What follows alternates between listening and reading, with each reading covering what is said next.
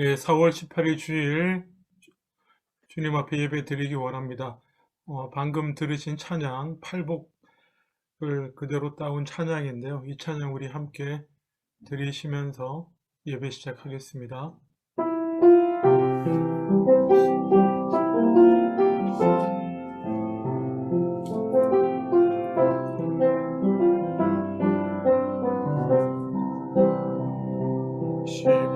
심령이 가난한 자는 천국이 저희 것이요 애통하는 자는 복인데 위로를 받을 것이라 온유한 자 복이 있나니 땅을 기업으로 받겠네 의에 줄이고 목마른 자는 저희가 배부를 것이라 긍휼히 여기는 자는 긍휼히 여김 받겠네 마음이 청결한 자는 하나님을 볼 것이요 화평케 하는 자는 하나님의 아들이라 일컫네 이를 위하여 핍박받는 자 천국이 저희 것이라 내게도 주소서 내가 복을 받기 원하네 오늘 주여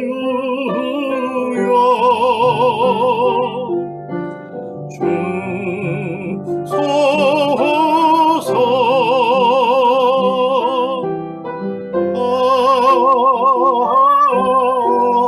아멘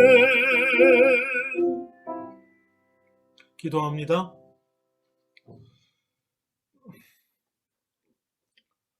주님 앞에 어려운 중에도 이렇게라도 예배드리기 위하여 나온 모든 자들에게 주님 축복하여 주시옵소서. 무엇보다도 하늘의 복을 주시되 우리가 방금 찬양 드렸던 것처럼 이 귀한 하나님 나라의 복을 회복하고 받아 누리는 이 예배의 시간이 다 되게 하여 주시옵소서. 우리의 심령을 붙들어 주시옵소서. 감사드리고 예수님 이름으로 기도합니다. 아멘. 찬송 20장입니다.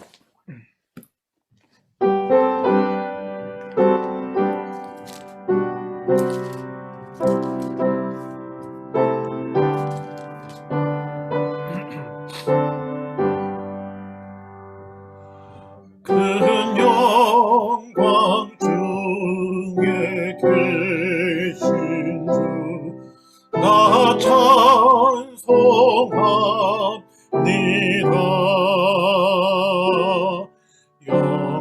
영원히 계신 주 이름 나 찬송합니다.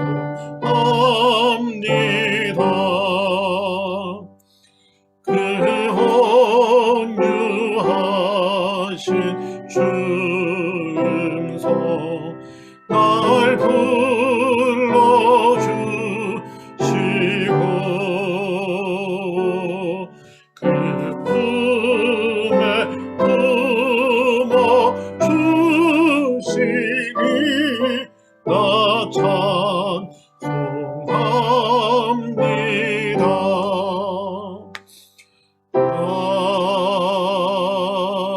아멘. 사도신경으로 신앙 고백합니다. 전능하사 천지를 만드신 하나님 아버지를 내가 믿사오며 그 외아들 우리 주 예수 그리스도를 믿사오니 이는 성령으로 잉태하사 동정녀 마리아에게 나시고 본디오 빌라도에게 고난을 받으사 십자가에 못 박혀 죽으시고 장사한 지 사흘 만에 죽은 자 가운데서 다시 살아나시며 하늘에 오르사 전능하신 하나님 우편에 앉아 계시다가 저리로서 산자와 죽은 자를 심판하러 오시리라. 성령을 믿사오며 거룩한 공회와 성도가 서로 교통하는 것과 죄를 사하여 주시는 것과 몸이 다시 사는 것과 영원히 사는 것을 믿사옵나이다. 아멘. 교동문 76번입니다.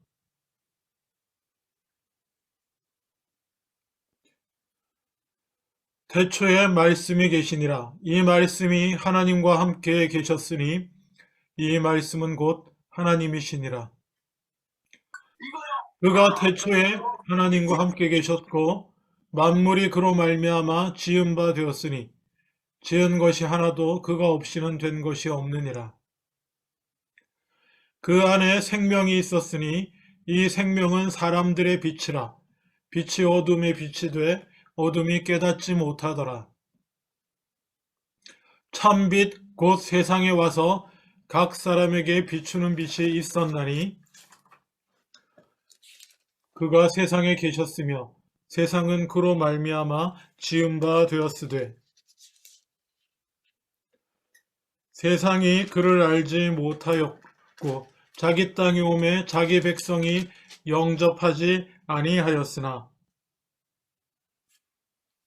영접하는 자 곧 그 이름을 믿는 자들에게는 하나님의 자녀가 되는 권세를 주셨으니 이는 뜻으로나 육정으로나 사람의 뜻으로 나지 아니하고 오직 하나님께로부터 난 자들이니라. 말씀이 육신이 되어 우리 가운데 거하심에 우리가 그의 영광을 보니 아버지의 독생자의 영광이요 은혜와 진리가 충만하더라. 아멘. 오늘 다 함께 기도하시겠습니다. 계속해서 이 코로나 사태를 위해서 간절히 기도합니다. 그리고 더하여서 이 모든 백신 접종도 잘 진행되고 모든 상황들이 잘 정리되어서 모든 것들이 온전히 다 회복될 수 있도록 위해서 기도합니다. 그 기간 동안 영육간의 연약한 영혼들이 특별히 잘 견뎌낼 수 있도록 주님 함께하여 주시옵소서. 우리의 자녀들 또 이러한 상황 가운데서도 믿음 안에서나 여러 가지로 자라나가기에 부족함이 없게 하여 주시옵소서. 평안하고 강건케 하여 주시옵소서. 간절히 기도하겠습니다. 기도하겠습니다. 아버지 하나님, 기도합니다. 아버지 모일 때마다 저희가 이렇게 간절히 기도합니다. 인간의 노력 최선을 다하지만 하나님의 은혜 없이는 아버지 특별히 모든 코로나 사태가 진정되지 않을 줄 압니다. 주님의 은혜를 허락하여 주시옵소서. 아버지 또 백신이 개발되어 또 마저나가고 또 그렇게 희망적인 소식도 있지만 또한 아버지 하나님 여러 가지 변이 형태들이 생겨나고 또 걱정되는 마음도 있습니다. 아버지 하나님 주님의 도우심으로 우리가 이 모든 어려운 일들을 이겨 승리하게 하여 주시옵소서. 아버지 하나님 더욱더 우리가 하나님만을 의지하는 귀한 기회가 되게 하여 주시되 아버지 바로 없기는 걱정되는 것을 육신의 연약함 가운데 있는 자들 더욱 안전하게 지켜주시기를 원하오며 아버지 또 영적으로 연약함 가운데 있는 자들 이렇게 예배와 여러가지 상황이 어려운 중에 의영은 더욱 힘들어지거나 어려워지지 아니하도록 주님 함께하여 주시며 붙들어 주시옵소서. 마땅히 우리가 행할 바를 행할 수 있도록 성령으로 능력을 더하여 주시옵소서. 아버지 참으로 이 모든 것들이 끝나는 날에 주님께서 우리를 도우셨다. 주님이 우리에게 은혜 베푸셨도다. 함께 기뻐하며 모여 찬양하며 예배할 그날을 소망하며 이렇게 모여서 예배할 때마다 그 소망으로 간절히 예배하며 너희 붙들어 나아가는 이 귀한 시간들이 다 되게 하여 주시옵소서. 이제 예배 가운데 나아가오니 은혜 베풀어 주시옵소서. 감사드리고 이 모든 말씀 우리 주님 예수님 이름으로 기도합니다. 아멘. 찬송가 446장입니다. 446장 하신 후에 서봉근 집사님 기도해 주시겠습니다.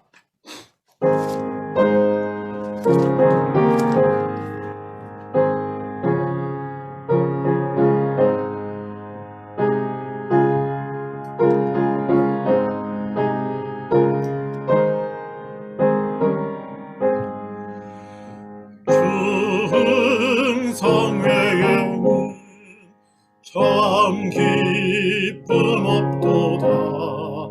날 사랑하신 주 늘 계시옵소서. 기쁘고 기쁘도다. 항상 기쁘도다. 나 주께 왔사오니 복 주옵소서. 나 주께 왔으니 복 주시옵소서.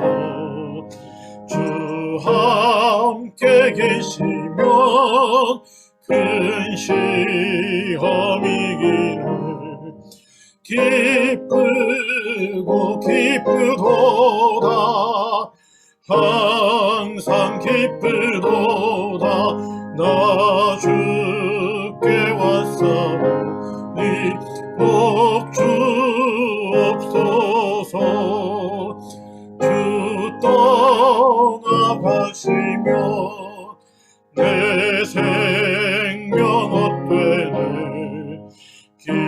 기쁘나 슬플 때 늘 계시옵소서.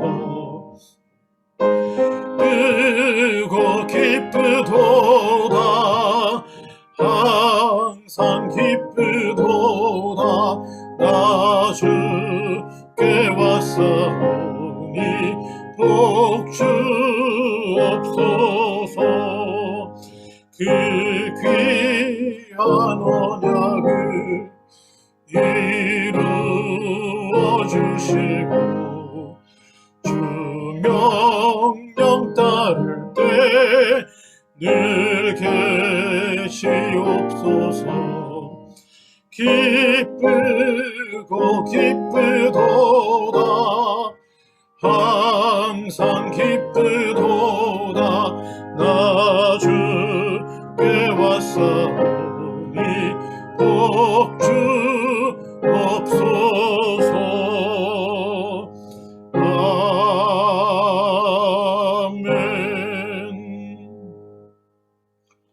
서봉근 집사님 드릴 예물 위해서 기도해 주시겠습니다. 사랑과 은혜가 충만하신 하나님 아버지, 오늘 맑고 화창한 봄날을 맞아 예배하게 하심을 감사드립니다. 코로나의 기세가 꺾이지 않고 있어 기대해왔던 대면 예배는 아직 요원합니다만 저희를 제약의 벌판에 버려두지 아니하고 코로나로부터 안전하게 보호하시고 지켜주시는 하나님의 은혜에 감사드립니다. 아멘. 힘들고 어려운 시기에도 아낌없이 하나님 나라의 영광을 위해 바치는 성도들의 헌금을 받아주시고 이들에게 은혜를 베풀어 주옵소서. 아멘. 이 모든 말씀 예수님의 이름으로 기도드렸습니다. 아멘. 찬송가 321장 하십니다.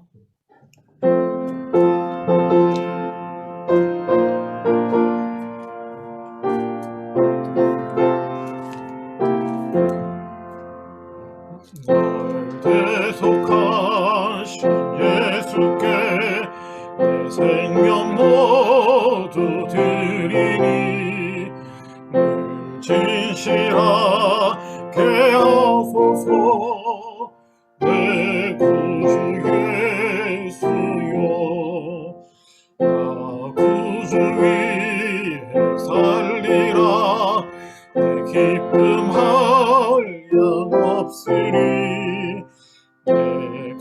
있기를 도와소서. 내 구주 예수여. 아멘. 기도하겠습니다. 주님, 어찌하든지 믿음으로 주님 붙들며 나와 예배하며 우리의 마음과 함께 귀한 예물 드리게 하시니 감사합니다. 주님 약속하신 말씀 붙들고 허락하신 수입의 10분의 1, 11조로 드립니다. 말씀하신 대로 축복하여 주시옵소서. 내일 만나? 주님 말씀을 쫓아서 범사에 감사하며 살아가는 중에 아버지 하나님 특별히 베풀어 주신 은혜 감사함으로 감사함을 따로 떼어 드릴 때 더욱 감사가 넘치는 삶 되게 하여 주시옵소서.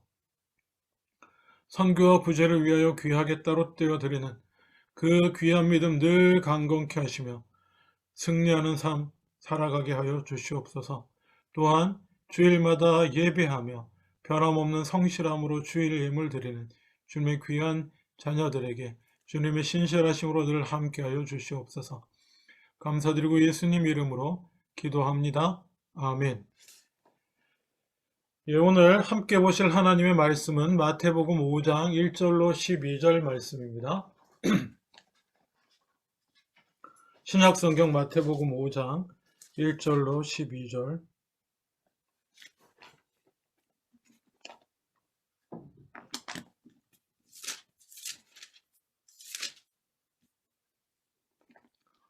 제가 가진 성경으로는 신약성경 5페이지입니다.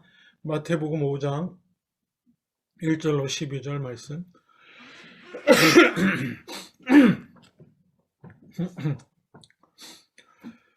제가 봉독합니다. 예수께서 무리를 보시고 산에 올라가 앉으시니 제자들이 나온지라 입을 열어 가르쳐 이르시되 심령이 가난한 자는 복이 있나니 천국이 그들의 것이며 애통하는 자는 복이 있나니 그들이 위로를 받을 것이며 온유한 자는 복이 있나니 그들이 땅을 기업으로 받을 것이며 의에 줄이고 목마른 자는 복이 있나니 그들이 배부를 것이며 긍휼히 여기는 자는 복이 있나니 그들이 긍휼히 여김을 받을 것이며 마음이 청결한 자는 복이 있나니 그들이 하나님을 볼 것이며 화평케 하는 자는 복이 있나니 그들이 하나님의 아들이라 일컬음을 받을 것이며 의를 위하여 박해를 받은 자는 복이 있나니 천국이 그들의 것임이라. 나로 말미암아 너희를 욕하고 박해하고 거짓으로 너희를 거슬려 모든 악한 말을 할 때에는 너희에게 복이 있나니 기뻐하고 즐거워하라. 하늘에서 너희의 상이 큼이라. 너희 전에 있던 선지자들도 이같이 박해하였느니라. 아멘. 예, 지난주 혹시 기억하실지 모르겠습니다. 예수님께서 그 부활하신 후에 제자들에게 명하신 말씀이 뭐였습니까? 어디로 가서 보자였어요? 갈릴리로 가서, 갈릴리에서 만나자 였습니다. 지난주에 제가 그래서 왜 갈릴리였을까? 이런 말씀을 나누었고요. 그리고 복음서 중에서도 특별히 이 예수님이 갈릴리에서 만나자라는 것에 집중해서 자료를 정리하고 기록한 사람이 있었는데 그 사람이 마태입니다. 그래서 마태복음 그때 말씀드렸다시피 마태복음 28장 16절에 보면 11제자가 갈릴리로 가서 예수께서 지시한 산에 이르렀다, 이런 표현이 있었습니다. 다 기억나시죠? 그리고 그 산이 어딜까? 그 산이 어딜까 하면서 말씀 나누었습니다. 예수님 사역 가운데 아주 중요한 산 두 산이 있는데 그것이 하나가 변화산이요, 그리고 또 하나가 산상수훈을 전하신 팔복산이라고 했습니다. 그 중에 아마도 변화산보다는 갈릴리 팔복산이지 않을까라고 말씀을 했었습니다. 그것이 아주 합리적인 결론이라는 생각이 드는데, 왜냐하면 부활하신 주님과 함께 하나님의 나라를 다시 시작합니다. 하나님의 나라가 다시 시작되는 그곳이 어디냐면 바로 예수님의 말씀이 선포된 그 곳, 예수님의 가르치심이 선포되었던 그곳입니다. 그래서 오늘 본문은 바로 그 산상수훈의 말씀, 예수님이 산에서 하나님의 말씀을 선포하신 그 장면에서부터 다시 시작하기를 원합니다. 특별히 우리가 산상수훈이라 이렇게 알고 있는 말씀은 마태복음 5장에서부터 7장까지를 다 포함합니다. 성경 읽어보셨죠? 보신 분은 아시겠지만 5장부터 7장까지 전체가 산상수훈의 말씀이에요. 팔복의 말씀은 산상수훈 말씀이라고 생각하기 쉬운데 그렇지 않습니다. 오히려 오늘 읽은 팔복의 말씀은 산상수훈의 서론격이라고 할까요? 그리고 어쩌면 그 전체가 산상수훈 전체가 하나님 나라의 새로운 하나님 나라의 법이라고 한다면 이 팔복은 헌법에 가까운 거예요. 그래서 어떤 분은 하나님 나라의 헌법이다 이렇게도 표현하고 있는데 법이라는 단어가 그렇게 저는 좋게 다가오진 않습니다. 그래서 뭔가 좋은 말씀을 생각했는데 아직 떠오르진 않네요. 왜냐하면 구약의 율법과는 대조되기 때문에 그렇습니다. 구약의 율법과는 다른 것입니다. 오늘 마태복음 5장 1절은 이렇게 시작됩니다. 예수께서 무리를 보시고 산에 올라가 앉으셨다. 마태는 산을 강조합니다. 산. 그리고 사실 누가는 기억하실지 모르지만 그냥 예수님이 산이란 얘기 배경 설명이 별로 없고 그냥 평지에 쓰셔서 말씀하신 걸로 이렇게 얘기하고 있습니다. 저희가 누가복음 보지 않았지만요. 그리고 자 얼마 전에 마가복음 했잖아요. 마가복음에 보면 이 팔복의 말씀이랑 이 그 산상수훈 말씀 5장에서 7장까지 말씀이 나오던가요? 나온 것 같은 착각이 들죠.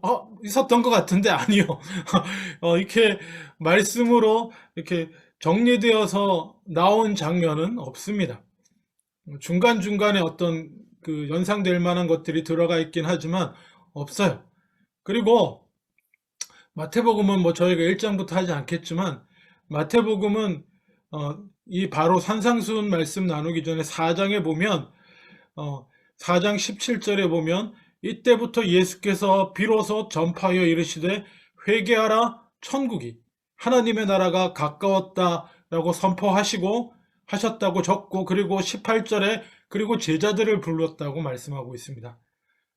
베드로, 안드레 제자들을 부르신 후에 그리고 사역을 하시고는 그리고 5장으로 바로 넘어와서 산 위에 올라가서 말씀을 선포합니다. 마가복음은 기억이 안 나시겠지만 마가복음은 이 4장 17절과 18절까지의 얘기가 마가복음 1장 하나로 정리가 됩니다. 1장 하나로 예수님이 말씀을 선포하시고 가르치시고 치유하시고 행하시고 제자를 부르셨다. 그리고는 이 마태복음 5장 부분이 없어요. 없고 그 다음에 사역해 나가시는 하나님 나라가 시작되고 있다는 걸 보여주시는 회복의 사역을 진행해 나가시는 걸로 기록하고 있는데 여러분 우리가 어떤 위대한 분, 뭐 예수님 말고라도 어떤 위대한 선생님이나 뭐 이런 분들이 우리 뭐 교수님이라고 쳐봅시다. 아주 존경받을 만한 교수님, 선생님이 있으셨으면 그분이 세상을 뜨시고 나면 제일 먼저 모아지는 게 사람들이 기억하고 정리하는 게 뭘 것 같습니까? 제가 대학 다닐 때 그 한태동 교수님이라고 그 연대 아주 손꼽는 천재 중에 한 명인 교수님이 있으셨거든요. 이분은 의대도 의사 자격증도 있고요. 그리고 미술도 박사 자격증이 있고요. 그리고는 저희 신학과 교수님이셨어요. 신학도 박사학위가 있고요. 거의 뭐 천재 중에 천재라고 했던 분이 있었는데 이분이 그 특징이 뭐냐면 책을 안 쓰세요. 글쓰기를 싫어하시는지 이분이 책을 안 써요. 강의안도 안 만들어줘요. 그냥 딱 강의 들어오면 주제 쫙 해서 그 커리큘럼만 쫙 나와 있고 그냥 강연도 안 봐요. 술술술술 막 해요. 막 그냥 말씀을 전합니다. 막 하면 이게 나중에 어떻게 되냐면 이분이 은퇴하실 때쯤 되면 그러니까는 사람들이 선배들이 그래서 뭐 하냐면은 들은 걸 다 적어요. 들은 거 전부 적어가지고 그걸로 노트를 만들어요. 예? 이 한태동 교수님이 강의하신 그분 책은 안 쓰셨어요. 책 쓰면 살려고 대기하고 있는 학생들, 대학원생들 뭐 쫙 줄 서 있는데도 책을 안 쓰셔갖고 이후에 언제 쓰셨는지 모르지만 하여튼 그렇게 말씀하신 것들을 모았습니다. 모아서 기록이 돼요. 근데 마찬가지입니다. 일반적으로 그래요. 그러니까 예수님도 죽으시고 부활하신 후에 사람들 사이에서 가장 먼저 모아진 것이 사실은 어떤 의미에서는 말씀에 관한 기록이라고 생각이 됩니다. 제 얘기가 아니고 학자들 얘기입니다. 말씀 기록이 먼저 돼 있었어요.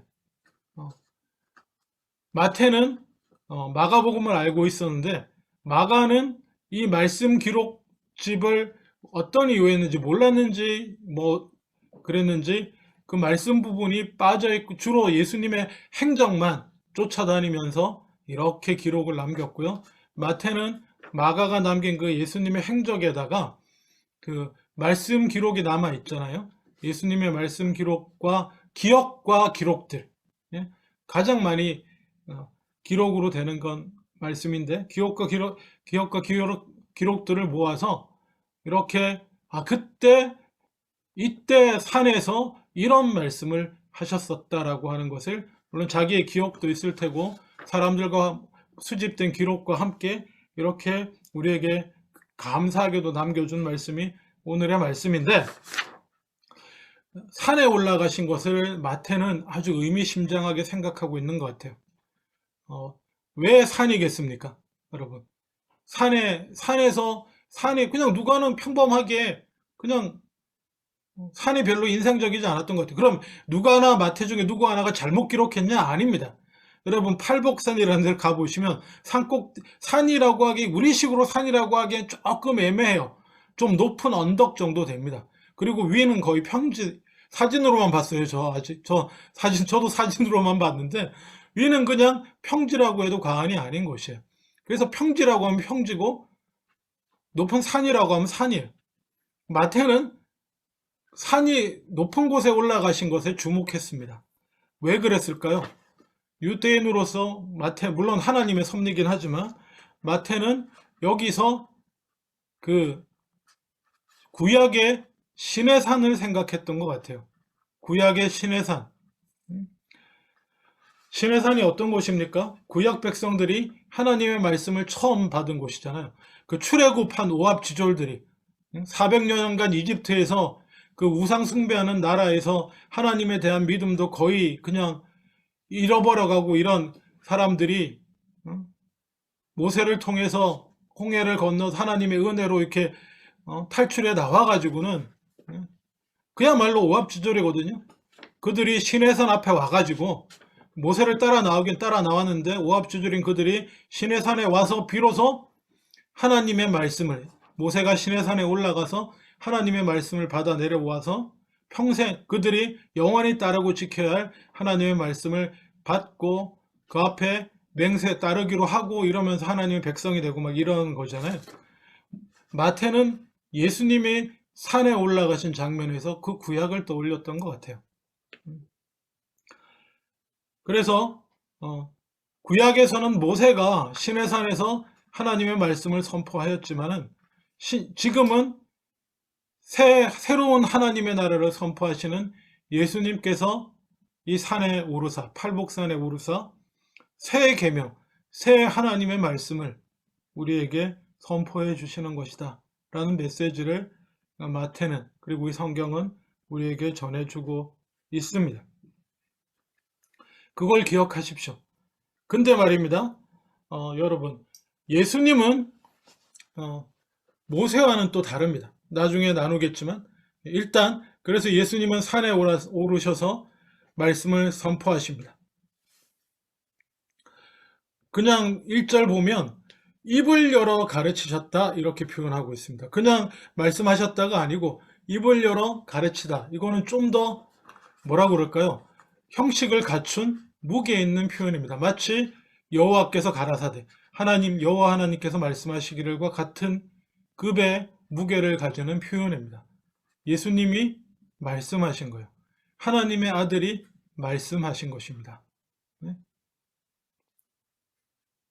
산에서.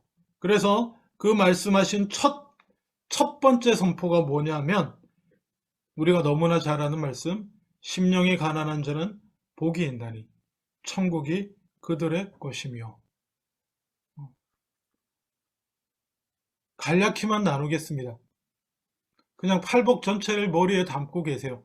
저는 이 팔복 오늘 부른 찬양이 참 좋더라고요. 저는 하나님이 주신 은사 중에 하나가 그냥 외우면 잘 못 외우는데 가사로 외우면 거의 자동으로 외워지는 이 두뇌를 조금 지금은 많이 나빠졌습니다만은 그래서 그냥 팔복을 외우라 그러면 조금 버벅대지만 찬양으로 팔복을 하라 그러면 그냥 오늘 해보니까 그냥 되더라고요.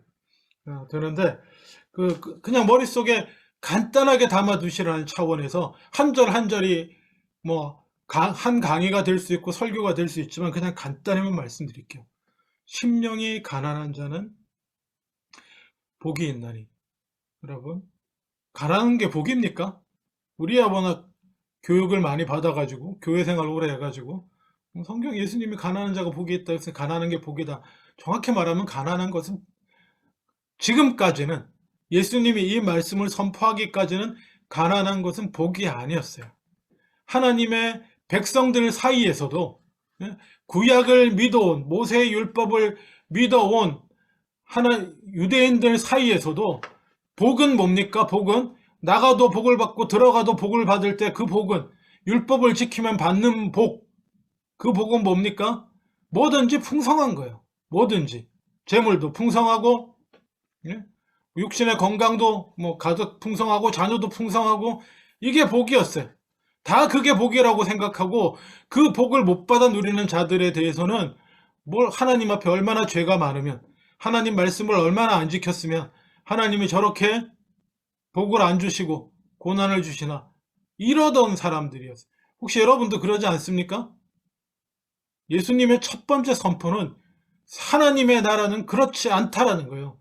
예수님으로부터 시작하는 이 새 하나님의 나라는 그렇지 않음입니다. 가난한 자가 복이 있습니다. 특별히 심령이 가난한 자가 복이 있습니다. 구약적인 맥락에서부터 내려오는 가난하다라고 하는 그 원래 표현은 의미는 뭐냐면 자기 힘으로 뭔가 할 수 없음을 뜻합니다. 가난하기 때문에 누군가의 도움을 필요로 한다는 의미입니다. 가난하다는 의미는 그렇습니다. 그래서 영혼이 누군가의 도움을 필요로 하는 자가 복이 있다는 거예요. 이게 무슨 얘기냐면 자기 영혼이, 자기 심령이, 자기 삶이 내 힘으로 구원할 수 없는, 내 영혼을 내 힘으로 구원할 수 없고 내 삶도 내 모든 것도 내가 할 수 없고 누군가의 도움을 받을 수밖에 없는 그 사실을 깨달아 아는 사람이 행복하다, 복이 있는 사람이다. 그 사람은 바로 천국이 그냥 바로 직통이에요. 그런 자가 천국 하나님의 나라에 들어가게 된다. 그런 자가 천국 백성이다. 하나님 나라의 백성이다라고 말하고 있습니다. 여러분 팔복을 이해하시는 가장 큰 틀은 뭐냐면 하나님 나라예요. 제가 귀에 못이 박히도록 마가복음 때부터 그래서 하나님 나라인가 보다. 예수님이 선포하신 게 하나님 나라에 대한 선포니까 팔복도 그렇겠지. 그런 맥락에서도 맞습니다만은 예수님이 이 팔복을 어떻게 정리를 하셨나요? 팔복의 첫 번째 복이 뭡니까? 천국이 저희 것인 거예요. 마지막 팔복의 여덟 번째 마지막 복도 뭡니까? 10절. 의를 위하여 박해를 받는 자는 복이 있나니 뭐예요? 천국이 그들의 것입니다. 팔복의 처음과 끝이 뭐예요? 천국이 그들의 것이라는 거예요. 하나님 나라가 그들의 것이라는 것. 마태만 천국이라고 씁니다. 마태만 하늘나라라는 표현을 써요. 하나님이라는 표현을 그 유대인 독자들은 직접적으로 쓰는 걸 별로 좀 거부감을 느끼기 때문에. 그래서 팔복 자체가 뭐예요? 하나님 나라에 대한 얘기라는 거예요. 하나님 나라의 백성의 자격이라고나 할까요? 자격에 대한 얘기라고 이해하시면 됩니다. 그래서 그 첫 번째는 그 영혼이 가난한 자여야 된다. 여러분, 마음이 가난하다, 영혼이 가난하다를 이렇게 오해하시면 안 됩니다. 만족할 수 없음. 난 아직 가난해. 나는 아직 배고프다. 누구? 우리 히딩크 감독님 마음처럼 나는 속이 아직 비어서 가난해서 아직도 배고파, 아직도 갈급해. 응? 내가 집이 한 채 있지만 나는 아직도 부족해. 나는 아직도 가난해. 응? 내 통장에 돈이 얼마 있지만 나는 아직도 가난해. 그게 아니에요. 여러분, 또 이렇게 얘기해놓으면 또 요것만 기억하시는 사람. 절대로 그런 의미가 아닙니다. 나는 내 힘으로 얻을 수 없고 이룰 수 없고 나를 구원할 수 없고, 그래서 모든 것이 하나님의 도우심과 은혜로만은 가능하다. 가능한 존재다는 것.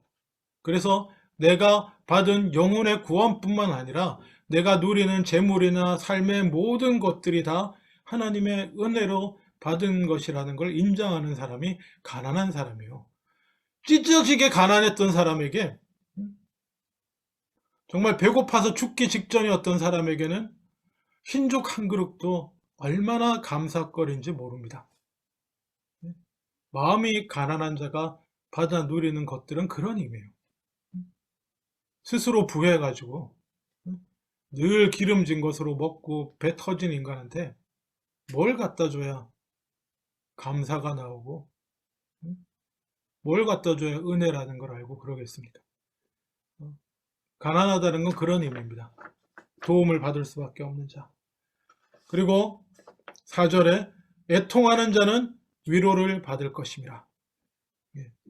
애통도 어떤 애통이냐가 중요합니다. 억울하고 힘들고 어려워서 그런 의미도 여러 가지 의미가 포함되긴 합니다. 하나님 나라의 관점에서 보면 하나님의 뜻이 아직도 이 땅에서 이루어지지 않아서 하나님의 뜻과 어긋나는 일들이 온갖 죄악과 그로 인한 고통과 상처와 아픔이 가득한 세상을 바라보며 애통하는 것. 그 애통한 마음을 가진 자는 위로를 받게 될 줄로 믿습니다. 하나님의 은혜로. 하나님 나라가 이루어지는 것을 통해서. 또한 자기 내면에, 자기 자신 안에 여전히 남아있는 죄악과 문제들 가운데 가슴을 치며 애통하는 자도 위로를 받게 될 줄로 믿습니다. 이 애통은 그런 애통입니다. 우리 주변에 여전히 이루어지지 않은, 회복되지 않은 하나님 나라로 인해서 아파하고 힘들고 이런 사람들을 바라보며, 죄악으로 고통받는 사람을 바라보며 같이 아파하고, 내 안에 여전히 남아있고 해결되지 않는 죄성과 이런 것들을 보며 아파하고 애통하는 자는 반드시 하나님의 위로의 복을 받게 될 줄로 믿습니다. 5절, 온유한 자는 복이 있나니. 자, 온유한 자는 복이 있나니. 이 온유는 또 무엇입니까? 언젠가 말씀드렸다시피 온유는 타고나는 성품이라기보다는 말씀으로 연단된 성품을 말한다고 말씀드렸습니다. 모세가 온유한 자라고 평가받았다고 했잖아요. 그 불같은 성격이, 사람 쳐 죽이는 성격이 연단돼서 저는 아무것도 아닙니다가 되잖아요. 나중에 내가 누구간데 바로에게 가며 이렇게 얘기하잖아요. 그게 온유한, 말씀을 통해 연단된 성품을 온유한 성품이라고 하는데, 이 온유는 다른 사람과 관계에서 드러나는 것입니다. 다른 사람과 관계, 다른 사람, 세상과의 관계에서 나타나는 것입니다. 세상의 악과 죄악과, 그래서 내게 덮쳐오는 그 모든 세상의 죄악으로 인해 내게 아픔과 상처로 날라오는 모든 것들, 그리고 내가 받는 억울함이나 고통이나 이 모든 것들에 대해서 똑같은 분노와 복수심과 이런 걸로 대응하지 않는 예수 그리스도의 사랑과 용서로 섬김으로 대하는 그 성품을 온유라고 하는 것입니다. 그리고 이 온유한 자가 받는 복은 땅을 기업으로 받는데요. 언젠가 말씀드렸지만 땅 부자 된다는 얘기는 아닙니다. 그럴 수도 있겠죠. 그럴 수도 있겠지만 꼭 그렇게 말하는 것이 아니고 하나님 나라와 땅이라는 생각을 해볼 땅은 보다 지금 이 하나님의 나라는 보다 미래적인 거라고 한다면 땅은 보다 현실적인 지금 바로 이 자리에서라는 의미가 더 강하다는 생각이 듭니다. 그래서 저는 하나님 나라와 관련해서 이렇게 이해하고 싶습니다. 온유한 자는 이 땅에 살아있는 동안, 이 땅을 살아가는 동안 하나님의 나라를 차지하게 될 거라고 생각합니다. 자기를 중심으로 세워져 나간, 자기를 중심으로 하나님 나라의 백성으로서 온유함으로 섬기며 나가는 그 자신을 중심으로 이루어지는 회복되어진 하나님의 나라를 이 땅에서도 눈으로 목도하고 경험하고 받아 누리는 삶. 그것이 가족 간이든지 그것이 섬기는 교회든지 지역이든지 관계 안에서 이 땅에서도 땅을 차지할 겁니다. 이 땅에서도 하나님 나라, 회복된 하나님 나라의 지분을 차지하고 맛보고 살다가 하나님 나라, 영원한 하나님 나라에 들어가는 사람이 될 줄로 믿습니다. 온유한 사람이 그렇습니다. 물론 심령이 가난하면 천국 갑니다. 근데 온유가 안 되는 분이 있어요. 천국 갈 거예요. 그분도 갈 거지만 이 땅을 차지하시려면 이 땅에서도 하나님 나라를 기업으로 받아 이 땅에 사는 동안에도 맛보고 누리고 가고 싶으신 분은 이 온유의 성품도 얻으시고 훈련하시고 복받아 누리시기 바랍니다. 그리고 6절에 의에 줄이고 목마른 자는 복이 있나니 그들이 배에 부를 것이다. 네, 의는 뭡니까? 의가 옳다는 게 뭐예요? 옳음. 의에 줄인다는 것은 의가 이루어지기를, 공의가 이루어지기를 바라고 소망하는 거잖아요. 의는 하나님의 뜻이입니다. 옳은 것은 하나님 뜻이에요. 옳고 선한 것은 하나님의 뜻입니다. 뜻이 하늘에서 이루어진 것 같이 땅에서도 이루어지기를 꿈꾸는 것이 의에 줄이고 목마른 사람인 것입니다. 이 부분을 아주 보수적인 쪽에서는 예수 그리스도의 십자가 공로를 통해서 믿음으로 얻는 칭의라고 연결하는 사람인데 아닙니다. 크게 보면 그렇게까지 끌고 갈 수 있겠지만 그 하나님 나라 의가 회복되는 출발점이 십자가 안에서 이루어진 믿음으로 얻는 구원에서부터 출발하니까 그렇게 볼 수 있지만 그건 너무 협소하게 이해하는 거예요. 여기서 지금 예수님이 무리들과 제자들과 무리들에게 주실 때는 뜻이 하늘에서 하나님 나라의 모든 곳에서의 하나님 나라의 의가 회복되기를 간절히 바라는, 그것 때문에 예수님이 귀신도 내쫓고 치유하고 줄인 자 먹이고 이러고 다니셨잖아요. 이게 지금 하나님의 의가 회복되는 거다. 하나님의 뜻에 합당하지 않은 것들이 다 제자리로 돌아가는 것들, 물론 죄도 용서받고 그 줄이고 목마른 자는 배부를 것입니다. 그 의가 회복되는 모습을 보고 배부르게 되는 축복을 누리게 될 줄로 믿습니다. 그리고 7절에 긍휼히 여기는 자는 긍휼히 여김을 받는다. 세상을 향한 기본적인 자세입니다. 세상 사람들을 향한 우리의 기본적인 자세. 아까 나를 향해 다가오는 세상의 악에 대해서도 온유함으로 대해야 하지만 세상의 불의에 대해서도 온유함으로 대응할 뿐만 아니라 그 세상의 악과 세상의 악한 인간들에 대해서 우리가 갖는 기본적인 자세는 긍휼입니다. 불쌍히 여기는 것입니다. 하나님이 나를 불쌍히 여기시듯이 여전히 해결되지 않는 내 죄의 부족한 모습을 보고도 하나님 불쌍히 여기시고 회복의 소망을 두시고 불쌍히 여기심으로 회복의 소망을 주시고 구원으로 인도하시려고 하시는 것처럼 우리도 세상을 향한 우리의 기본 마음은 불쌍히 여기는 마음입니다. 실제로 가난하고 병들고 연약하고 불의한 일을 당해서 불쌍한 사람들, 그들을 불쌍히 긍휼히 여기는 것 자연스럽습니다. 그렇지만 거기서 하나 더 나가야 됩니다. 그냥 볼 때는 세상에 가진 권력 다 가졌고 부, 귀, 영, 화 다 가졌고 건강까지 가지고 잘났다고 지멋대로 사는 인간, 여러 사람 그걸로 다른 사람 아프고 힘들게 하고 불의를 행하면서 자기 가진 것들 지키는 자들도 불쌍히 여겨야 됩니다. 긍휼히. 거기까지 나가는 긍휼히 여기는 자는, 그 긍휼을 가진 자는 하나님의 긍휼히 여김을 받게 될 줄로 믿습니다. 그리고 8절에 마음이 청결한 자는 복이 있나니 그들은 하나님을 볼 것이다. 이것도 참, 마음이 청결한 것도 어떻게 보면 쉽게 이해할 수 있을 것 같은데 하나님을 본다는 것에 대한 것도 참 이해가 어렵습니다.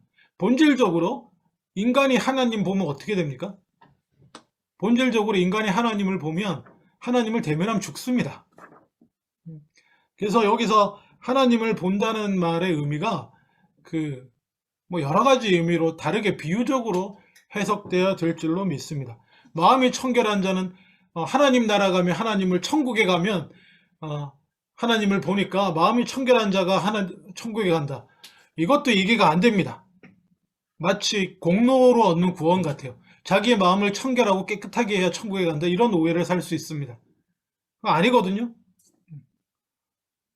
그래서 그런 하나님을 본다는 걸 그런 의미로 이해해서도 안 됩니다.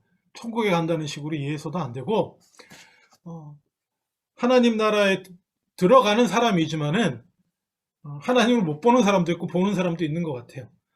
그래서 하나님을 본다는 의미를 이렇게 이해하면 좋을 것 같습니다.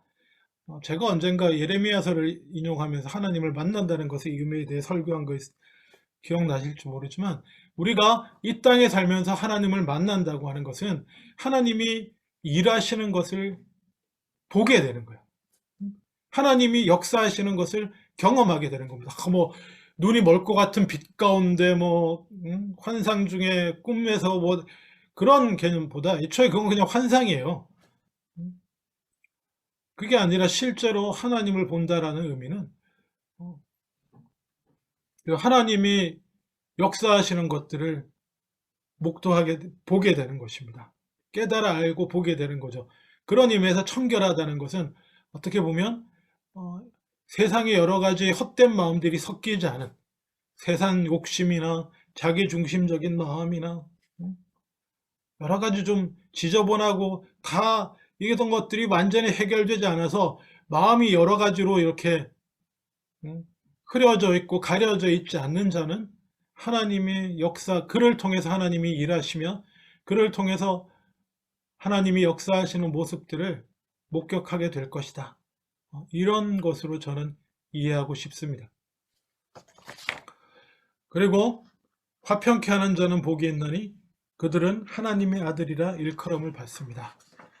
하나님의 아들이라 딸이라 일컬음을 받는다는 건 뭡니까? 인정을 받는 것입니다. 세상 가운데서도, 물론 하나님께서 당연히 인정하시겠지만 세상 가운데서도 하나님의 자녀로, 하나님의 백성으로 인정받는데 그것이 화평케 하는 것, 이거 화평이란 단어는 샬롬입니다. 구약의 단어는 샬롬이고, 그리고 에이레네입니다. 히라보로는 화평이, 그런 의미에서 샬롬이 원래 갖는 의미는 뭐냐면 평안, 제가 언젠가 설교했죠. 평안, 평화, 화평 이런 얘기 했는데 어느 걸로 번역해도 다 맞습니다. 그건 뭐냐면 화평이 이루었다라고 하는 것은 하나님이 원래 세우신 질서에 합당하게 각자 있을 자리에, 모든 만물이 하나님이 원래 세우신 질서 자리에 조화롭게 있어야 할 곳에 다 있는 것입니다. 모든 관계가 하나님이 원하시는 관계로, 원하시는 자리에 다 뜻하시는 대로 다 되어 있는 것을, 그걸 샬롬이다, 화평이다, 평화다라고 하는 것입니다.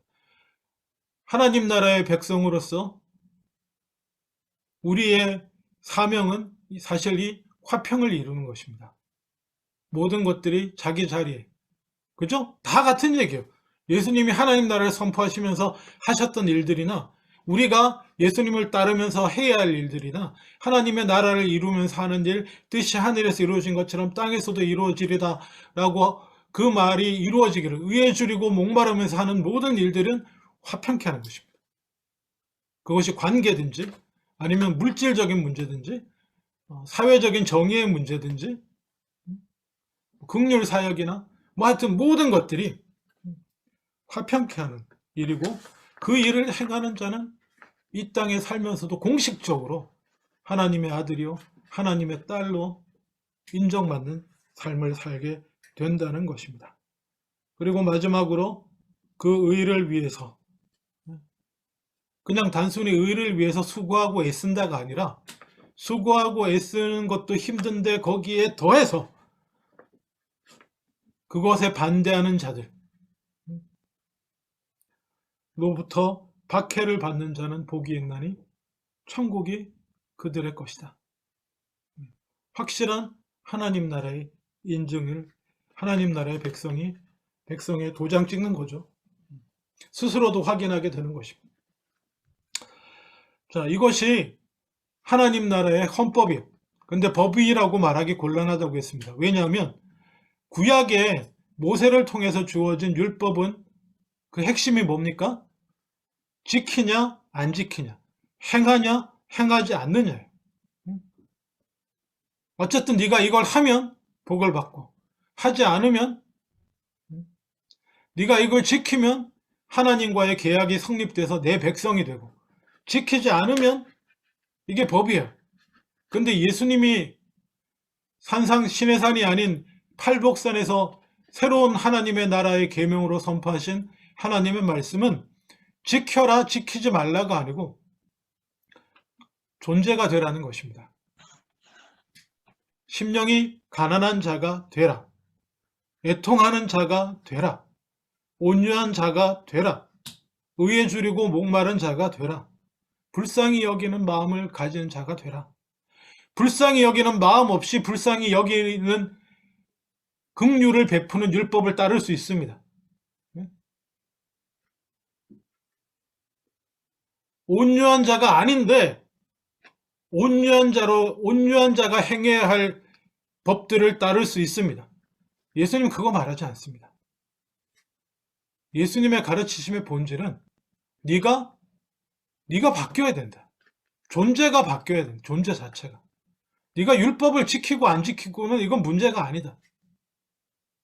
존재 자체가 바뀌어야 되는 거예요. 이것이 그 기쁨하고 연결되는 거예요. 기쁨하고. 율법을 지키는 것엔 기쁨이 없어요.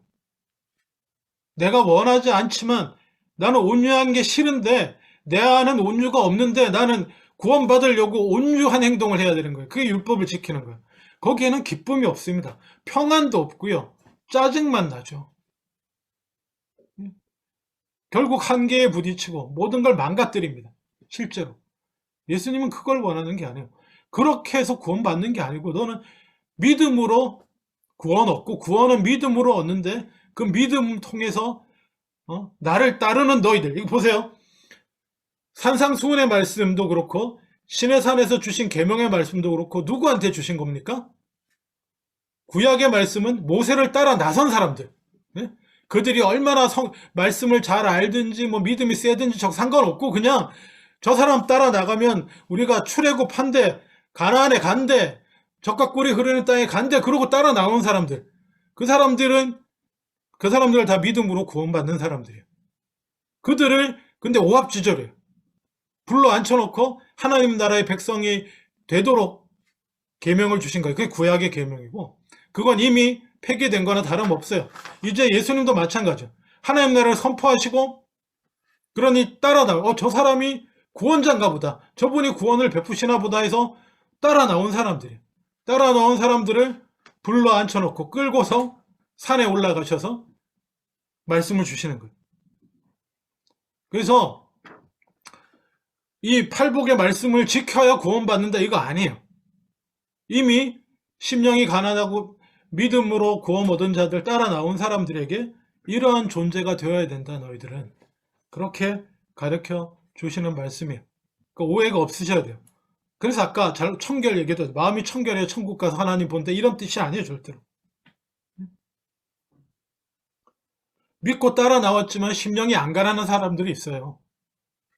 예수님 믿고 그래도 구원 얻으려고 따라 나왔지만 심령이 가난하지 않은 사람들이 있습니다. 그들에게 너의 존재 자체가 바뀌어야 된다라고 예수님이 말씀하시는 것입니다. 오늘 말씀 여기까지 마무리하도록 하겠습니다. 산상수훈의 말씀은 새로운 하나님의 나라, 예수님으로부터 시작되는 구약의 이스라엘이 아니고 구약의 이스라엘이 이제 끝났습니다. 거기는 더 이상 그 율법에 근거한 하나님의 나라는 끝났고 예수님을 통해서 새로운 하나님의 나라가 시작됩니다. 그 나라의 기본, 헌법, 다른 단어가 안 떠오르네요. 그야말로 그 나라의 구성원으로서 지켜야 할 그 존재가, 그런 존재가 되어야 할 가장 핵심적인 말씀이 이 산상수훈의 말씀이라는 것입니다. 다른 거 다 몰라도 하나님 나라의 백성으로서 구원의 길을 가시는 여러분들은 이 팔복만큼은 기억하시고 이런 사람이 되려고 그래도 예를 쓰면서 나아가실 수 있기를 주님의 이름으로 축원합니다. 그리고 이게 왜 중요하냐면 이 산상수훈 마지막에 마태복음 28장에 보면 예수님이 이 제자들에게 명하시는 게 있잖아요. 너희가 가서 제자를 삼는데 세례를 주어서 제자를 삼고 내가 분부한 모든 것을 가르치고 지키기 위해서 제자를 삼아야 되는 것입니다. 우리에서 끝날 일이 아니라는 거예요. 우리가 예수님을 따르는 제자로서 세례도 받았고 그런 다음에 예수님의 가르치심을 받고 배워서 지키며 살면서 그 뒤를 따라 구원의 길로 나오는 모든 사람들도 이렇게 할 수 있도록 해야 되기 때문에 가난한 마음과 애통한 마음과 온유한 마음과 의에 주리고 목마른 마음과 긍휼히 여기는 마음 그리고 청결한 마음 그리고 화평케 하는 자로 이를 위해 핍박받는 자리에까지 수고하는 자로 살아가야 될 줄로 믿습니다. 기도하겠습니다. 아버지 하나님, 팔복산에서 우리에게 주신 새 계명, 팔복의 말씀 살펴보았습니다. 믿음으로 주님 명하신 말씀 잘 귀담아 듣고 이런 자가 되기를, 이렇게 변화된 자가 되기를 기도하며 애쓰며 나아가는 저희들도 되게 하여 주시옵소서. 감사드리고 예수님 이름으로 기도합니다. 아멘. 찬송하시겠습니다. 447장입니다.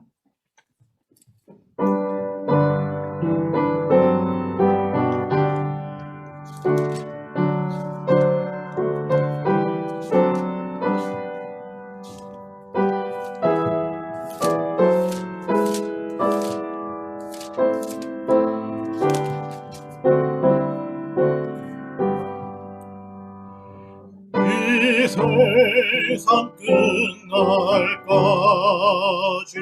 주 섬겨 살리니 내 친구 되신 주여 늘 함께 하소서. 주 나와 함께 하면 전쟁도 겁없고 주 나를 인도하면 늘 안심하리라. 사절합니다.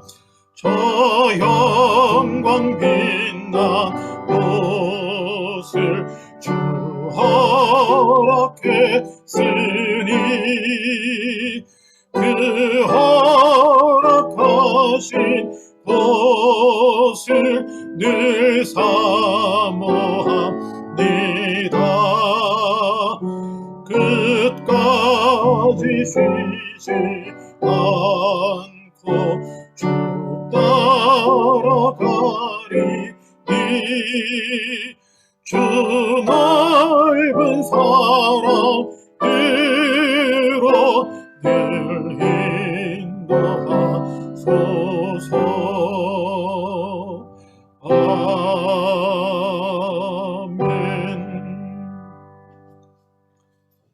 기도합니다. 지금은 우리 주 예수 그리스도의 은혜와 아버지 하나님의 크신 사랑하심과 성령님의 교통하심이 주님 팔복의 말씀 기억하고 하나님의 백성다운 존재로 바뀌어 나가기로 그런 삶 살기로 다짐하는 주님의 귀한 자녀들 위해 이제로부터 영원토록 함께 하시기를 간절히 축원하옵나이다. 아멘.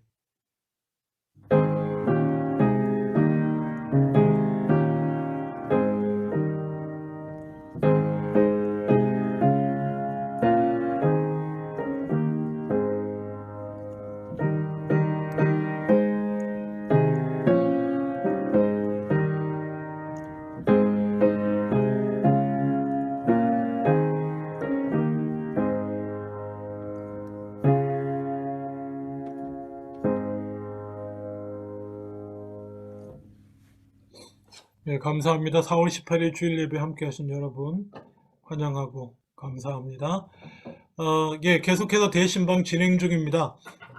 이렇게 비록 이 화면을 통해서만이지만 그래도 온 가족 함께 뵙고 또 서로 기도 제목 나누고 또 일상 나누고 기도하고 말씀 나누는 게 참 좋더라고요. 생각보다. 저도 줌으로 신방하는 건 처음이어가지고 그랬지만 벌써 2주 동안 하면서 참 저로서도 귀한 시간이었고 모든 분들에게 귀한 시간이었는 줄 믿습니다. 4월 말까지만 시간을 들여 하려고요. 그러니 또 신청하실 분은 또 속히 신청하셔서 빠짐없이 다 함께 한번 이렇게 또 개인적으로 이렇게 가족 단위로 함께 만나고 나누는 귀한 시간 되실 수 있기를 원합니다. 예, 예배 마쳤습니다. 평안하고 강건하신 한 주간 되시기를 주님의 이름으로 축원합니다.